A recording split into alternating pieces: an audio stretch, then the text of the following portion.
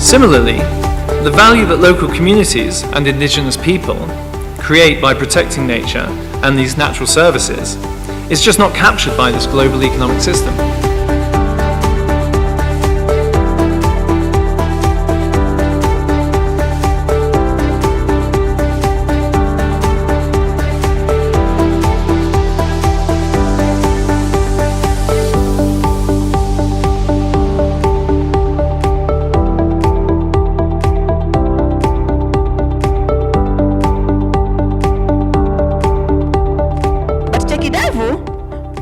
Technology, powered by artificial intelligence, Teacher Kidevu is super smart. He's like a super genius teacher. He can respond to any question a student gets to ask him.